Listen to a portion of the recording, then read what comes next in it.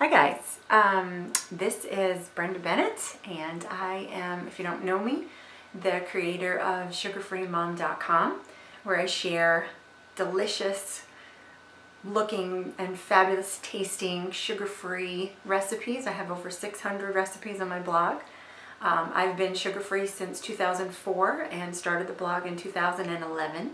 I'm a mom of 3, and I try to share recipes that the whole family will like. I have a few picky eaters in the house and a very picky hubby.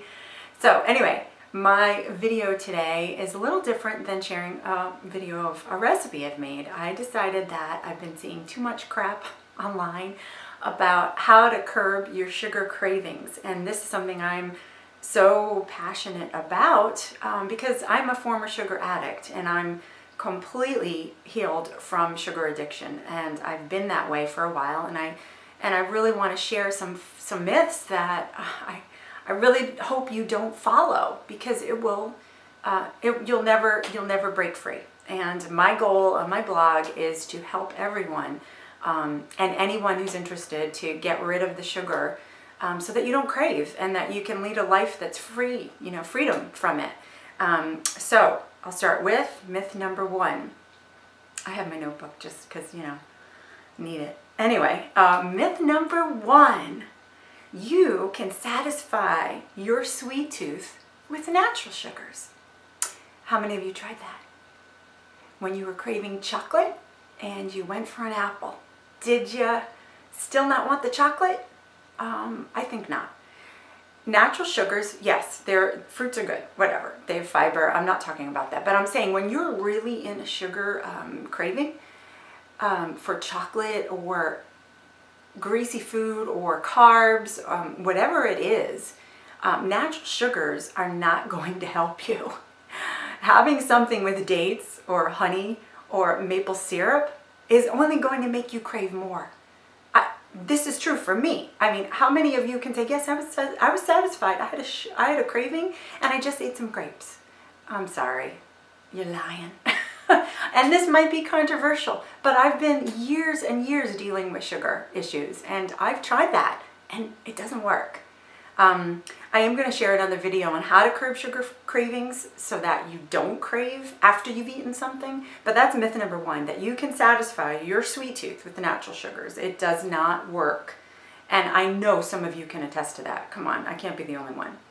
Myth number 2, you can give in just a little. You can give in just a little to really what you're craving, because a little will be just enough to satisfy that sweet tooth. And that is crap. Sorry, total crap. Can you have one cookie?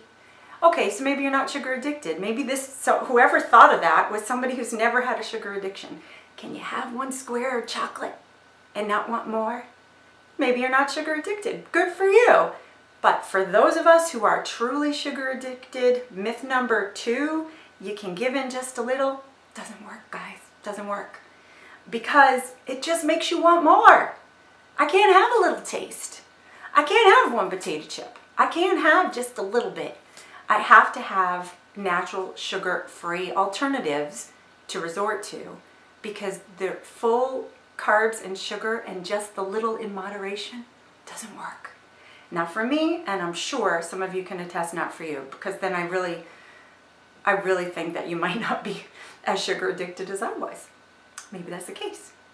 All right. Number 3, and this is myth number 3. If you eat more frequently and never go hungry, meaning snacking more often, you will curb your sugar cravings. And that there's fact to properly eating the right amount of protein and fat during your meal. But eating snacking throughout the day, which I've tried to snack mid-morning and have a snack in the afternoon. So my first snack would be, okay, I'm just going to have a cheese stick. And then, all right, how about an apple and peanut butter? And then it goes on and on and on. And the next thing you know, it's no longer a snack. It's a full meal. Why? Why does this happen? So the facts are, and I listen a lot on YouTube to Dr. Eric Berg. He's got great videos on insulin and what it's all about. And why is it that you're hungry 2 hours later? after you've had what you thought was a good meal, or an appropriate meal. Okay, so basically what I've learned is that every time you eat, your insulin is going to go up. Now, insulin, if you don't know, it's a hormone and it controls the sugar in your blood, right? And it instantly will convert sugar. If you're eating something like fruit or sugar or a sugary treat, it's going to instantly convert the sugar to fat and cholesterol, and insulin also makes things grow.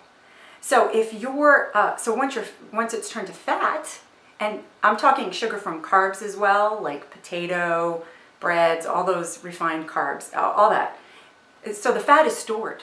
It doesn't deplete from your body. And when you increase your insulin, now you can't burn any of the fat that is stored in your body. It's burning the sugar that you just ate. Get it? So excess insulin is not something we want. We need insulin in our bodies, of course, but we don't want spiking of our insulin, because that just leads to hunger and cravings for carbs and cravings for sugar, and you're completely unsatisfied. So if you're not eating an appropriate amount of good fat in your meal, you're going to be hungry in 2 hours.